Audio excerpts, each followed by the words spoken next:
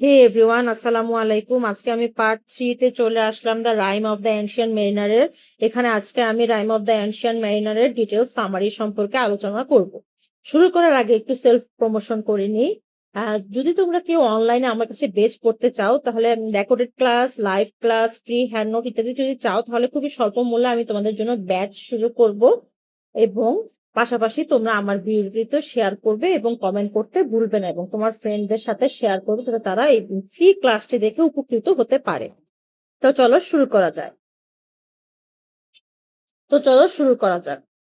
The poems begin with an old sailor called the Ancient Mariner stopping a young wedding guest on his way to a wedding. The mariner's strange look and glittering eye force the young man to listen. The story he tells become the main part of the poem. কি বলা হচ্ছে? The poem begins with an old sailor. কবিতাটি শুরু হয়েছিল একটি old সেলরকে দিয়ে বা জাহাজের নাবিককে, কল্ড দ্য এনশিয়ান্ট মেরিনার, যাকে এনশিয়ান্ট মেরিনার বলা হতো, stopping a young wedding guest, এবং একটা ওয়েডিং গেস্টকে সে থামায় রাস্তায়, টু এ ওয়েডিং এর দিকে যাচ্ছিল, মানে বিয়েতে একটা ওয়েডিং গেস্ট বা যাদেরকে নিমন্ত্রণ করা হয়েছিল তারা যাচ্ছিল সময় এনশিয়ান্ট মেরিনার তাকে থামিয়ে দেয় রাস্তার মধ্যে। The mariner strange look and glittering eyes, এবং মেরিনারের যে স্ট্রেঞ্জ একটা অদ্ভুত চাহনি ছিল এবং চকচক করছিল চোখ, এরকম ইয়াং ম্যান টু লিসেন, এবং তাকে বাধ্য করে, তাকে একজন হিপনোটাইজ করা হয়, তাকে বাধ্য করা হয় তার গল্পটা শোনার জন্য। The story he tells become the main part of the poem, এবং দ্য স্টোরিটাই কি করা হয়, এই পয়েমের মেইন পার্ট হিসেবে গণ্য করা হয়। দ্য ভয়েজেস, এই যে এখন গল্প শুরু হবে। The mariner and his crew leave their home port happily. At first, the wind is good, sea is calm, but soon the ship is pushed by a storm toward the South Pole into a world of ice and mist. The crew see huge blocks of ice and feel trapped. Suddenly, a large white albatross appears. The bird seems friendly, and soon after it comes, ice splits and the ship sails free. The sailors believe the albatross has brought them good luck. কি বলা হয়েছে এখানে দেখো, আমি প্রথমে পুরো প্যারাটা পড়ে নিলাম, তারপরে আমি এখন এটা বাংলা বলবো।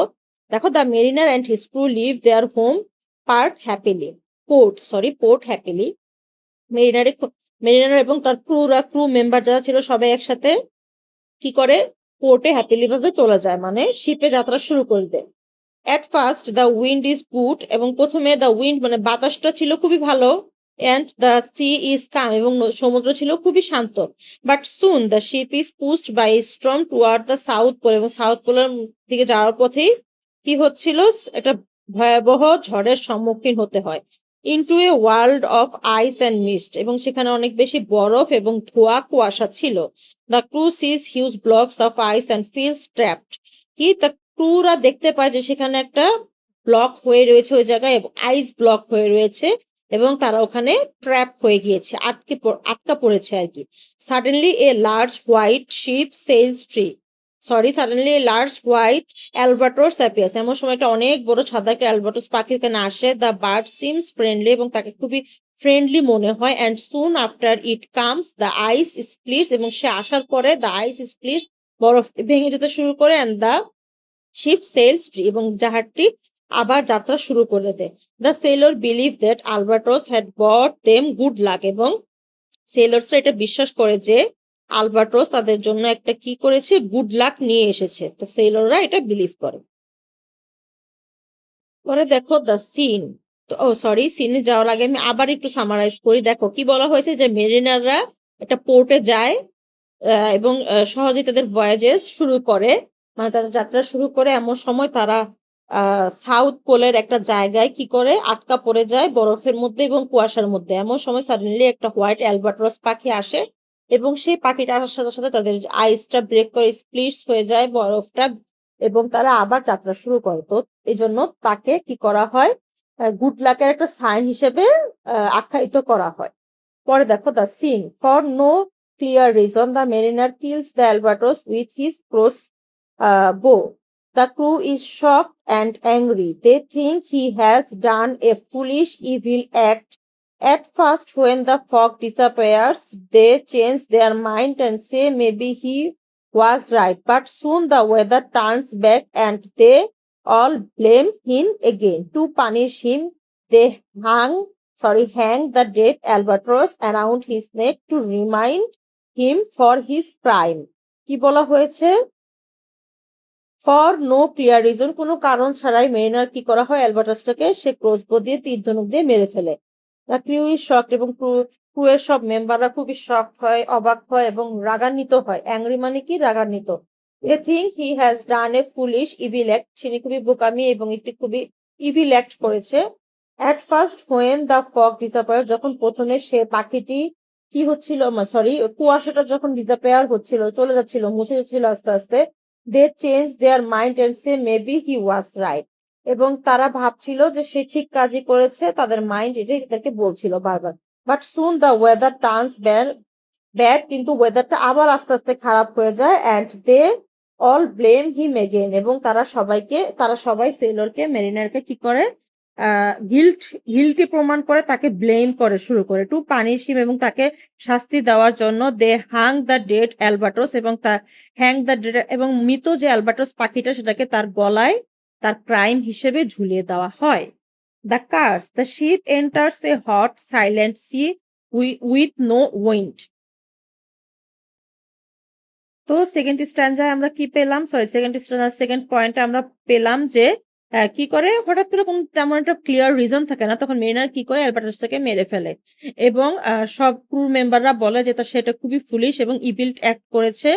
প্রথমে তাদের মাইন্ড চেঞ্জ করে এবং ভাবে সে ঠিক আছে, কিন্তু পরে যখন দেখা যায় ওয়েদারটা খারাপ, তখন তারা আবার তাকে ব্লেম করা শুরু করে এবং তাকে পানিশ করে যে তারা অ্যালবাট্রস পাখিটাকে যাতে অ্যালবাট্রস পাখিটা তার গলায় ঝুলিয়ে দেয়, এবং এটা তাকে তার ক্রাইম হিসেবে তার গলায় ঝুলিয়ে দেওয়া হয়েছে, এরকম জিনিস এখানে তারা বলে থাকে আর কি, মূলত এই কবিতাটাই বলা হয়েছে।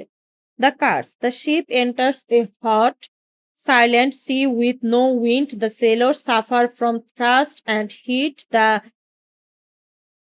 sea turns green and slimy, and strange things move in the water. Everyone begins to hate the mariner because they believe he has cursed them. Night, a ghostly ship appears in the distance.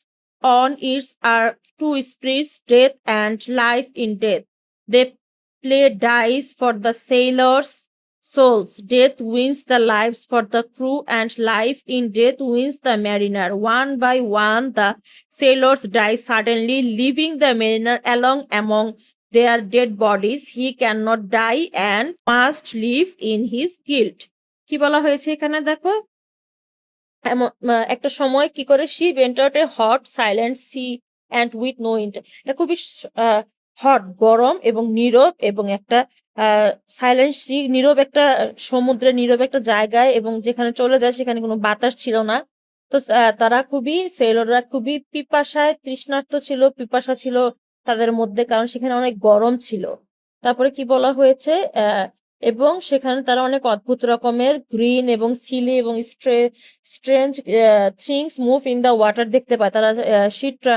C trans green and স্লিমি, এখন কি বলা হয়েছে, এটা green স্লিমি, মানে একটা অবস্থায় নদীর সমুদ্রটা দেখা যাচ্ছে এরকম অবস্থায় চলে গেছে, এবং কিছু স্ট্রেঞ্জ ক্রিচার ওইখানে কি করা হচ্ছিল, পানির মধ্যে কিলবিল করছিল। Everyone begins to hate the mariner because they believe he has cursed them, এবং সবাই মেরিনারকে কি করাচ্ছিল, সবাই মেরিনারকে কার্স করছিল, যে তারা বলছিল যে মেরিনারের অভিশাপের কারণেই, অ্যালবাট্রস পাখি মারার কারণেই তাদের আজকে এই অবস্থা দেখতে হচ্ছে।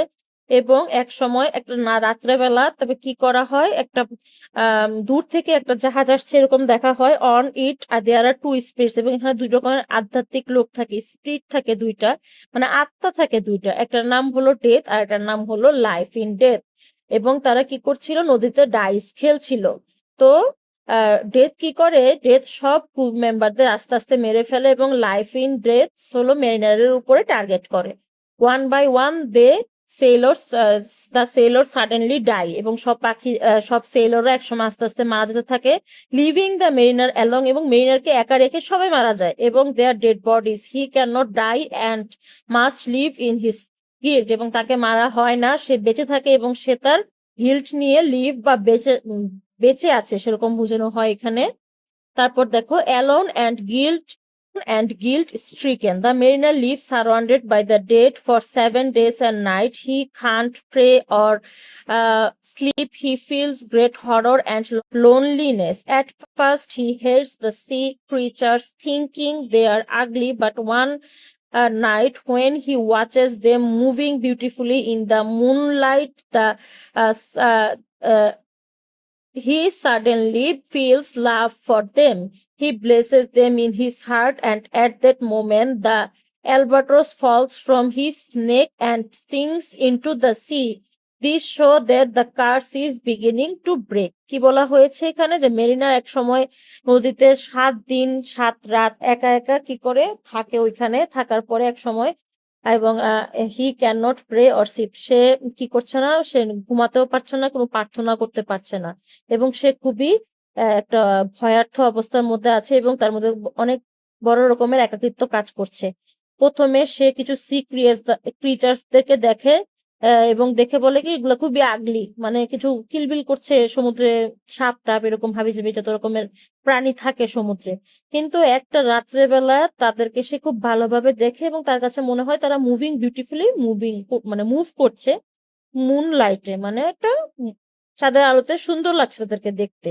And he suddenly feels love for them, এবং তার হঠাৎ করে তাদের প্রতি তার একটা ভালোবাসা জন্মে। He blesses them in his heart and at that moment, এবং সে তাদেরকে আশীর্বাদ করে, তার হৃদয়ের ভিতর থেকে তাদেরকে আশীর্বাদ করে। এবং হঠাৎ করে এমন সময় অ্যালবাট্রস পাখিটা তার গলা থেকে খুলে পড়ে যায় এবং সমুদ্রের তলে তলিয়ে যায় আর কি। এবং এভাবেই তার যে অভিশাপটা সেটা ব্রেক করে, এবং মানে তার অভিশপ্ত পিরিয়ডটা শেষ হয়ে যায়, এরকম বোঝানো হয়েছে এখানে। তারপর দেখো, forgiveness and return. Rain falls and the mariner feels clean and peaceful. The dead sailors rise again, not truly alive but moved by good spirits, and steer the ship. Strange light appear and the air fills with heavenly sound. The ship sails back to the mariner's home country. When it nears the shore, it suddenly sinks, but the mariner is rescued by a hermit, a pilot, and the pilot's বয়। ঠিক আছে, এখানে কি বলা হয়েছে, যে forgiveness end return, কি বলা হয়েছে, ক্ষমা, আর রিটার্ন মানে পুনরায় ফেরত আসা আর কি। তো বলেছে মেরিনার এক সময় খুবই কি করে, the mariner feels clean and peaceful, এবং খুবই মানে অনেক শান্তি ফিল করে তার হৃদয়ের ভিতরে। কি বলা হয়েছে তারপর দেখো, the dead Sailor rights against, এবং যারা যারা মারা গিয়েছিল সেলর্সরা তারা আবার আহ জীবিত হয়। জীবিত বলতে নট ট্রুলি অ্যালাইভ বলছে এখানে, সত্যি সত্যি জীবিত না, কিন্তু তাদের স্পিরিট গুলো আস্তে আস্তে তাদের শরীর থেকে বের হয়ে যায়, এরকম বোঝানো হয়েছে। And steer the ship, strange things appear, খুবই অদ্ভুত অদ্ভুত জিনিস হতে থাকে। And the air fills with heavenly sounds, এবং বাতাসে খুবই স্বর্গীয় একটা শব্দ শুনতে পাচ্ছে।